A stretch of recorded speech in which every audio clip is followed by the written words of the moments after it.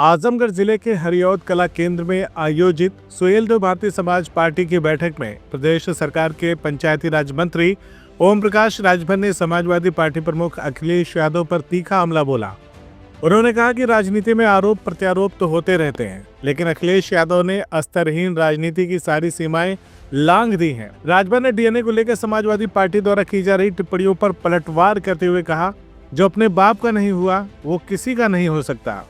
उन्होंने ये भी स्पष्ट किया कि आगामी पंचायत चुनाव में उनकी पार्टी अपने दमखम पर मैदान में उतरेगी और इसके लिए जिले की 5 विधानसभा सीटों पर संगठन को मजबूत किया जा रहा है। ओम प्रकाश राजभर ने सपा, बसपा और कांग्रेस को आड़े हाथों लेते हुए कहा कि ये दल भाजपा का नाम लिए बिना अपने अस्तित्व की कल्पना नहीं कर सकते।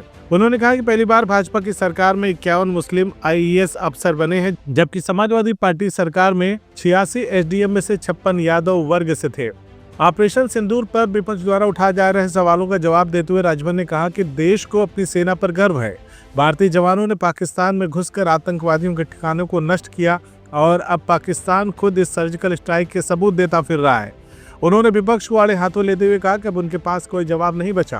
वहीं नए वक्फ बिल को लेकर उठ रहे विरोध पर प्रतिक्रिया देते हुए राजभर ने कहा कि इस कानून से सिर्फ वही लोग परेशान हैं जो वक्फ संपत्तियों के लूट में शामिल थे। उन्होंने कहा कि बिल में 2 महिलाओं को भी शामिल करने का प्रावधान है, जो इसे और पारदर्शी बनाएगा। बता दें कि इस मौके पर बड़ी संख्या में सुभाषपा के कार्यकर्ता व पदाधिकारी मौजूद रहे और उन्होंने आगामी पंचायत चुनाव में मजबूती से पार्टी के लिए काम करने का भरोसा दिलाया।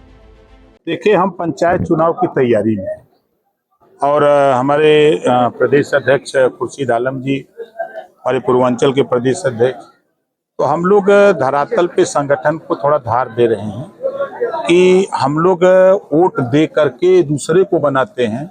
हम तरसते हैं कि हमारी सड़क नहीं बन रही है, हमारी नाली नहीं बन रही है, हमारा काम नहीं हो रहा है, तो वो ताकत हम दूसरे को ना देके हम खुद ताकत तो नहीं बनते। उसके लिए हम लोग पंचायत चुनाव की तैयारी को लेकर हम लोग बैठकों का दौर इसी तरह कर रहे हैं। तो भाजपा के साथ आप सरकार में हैं, कहा यह जाता है कि भाजपा मुसलमानों की सबसे बड़ी विरोधी है। समाजवादी पार्टी यही कहती है। जिस दिन समाजवादी पार्टी, कांग्रेस, बसपा के लोग भारतीय जनता पार्टी का नाम लेना बंद कर दें, उसी दिन से उनकी पार्टी खत्म। आप बताइए, एक योजना बता दीजिए जिस योजना में ये लिखा हो कि मुसलमानों को नहीं देना है। एक योजना।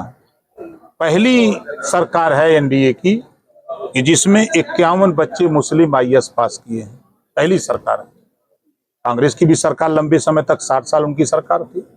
19 साल सपा बसपा की यूपी में सरकार थी। और जब अखिलेश जी के पास पावर था, समाजवादी पार्टी की सरकार थी, तो 86 में 56 अकेले यादव को बना दिया। और लोग कहाँ गए?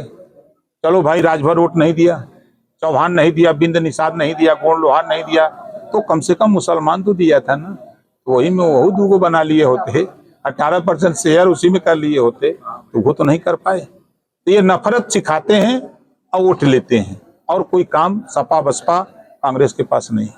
वक्फ कानून आया क्या? अच्छा, आप बताइए कि सीए और एनआरसी देश से मुसलमानों की नागरिकता छीनने का था।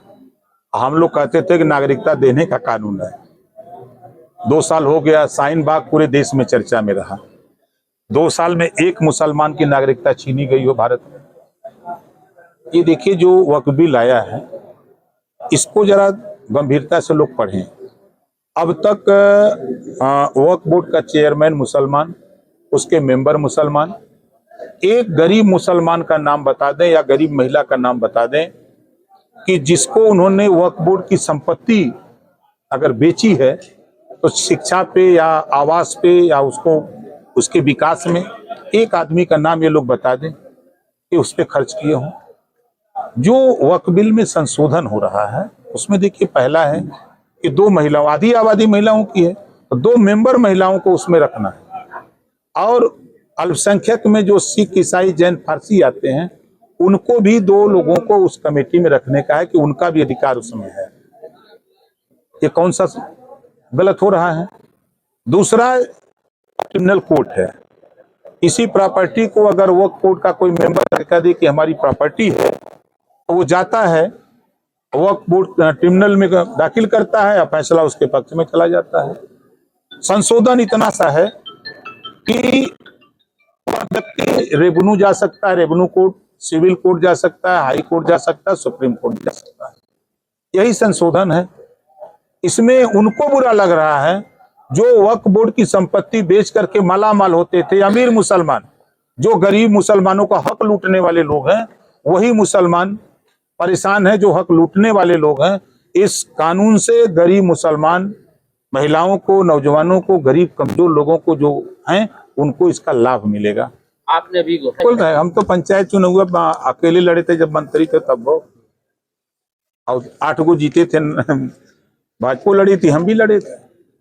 क्या प्लान है? देखिए, प्लान क्लियर कट है कि हमारे तमाम नेता हैं, छोटे छोटे चुनाव हैं तो उनकी भी मंशा है चुनाव लड़ने की।